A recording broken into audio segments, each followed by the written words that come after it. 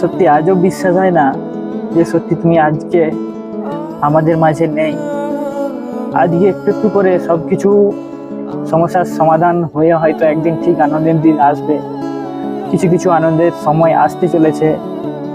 সত্যি কথা বলতে কিছুদিন পরে আমাদের বাড়িতে হয়তো একটা আনন্দের উৎসব হতে চলেছে।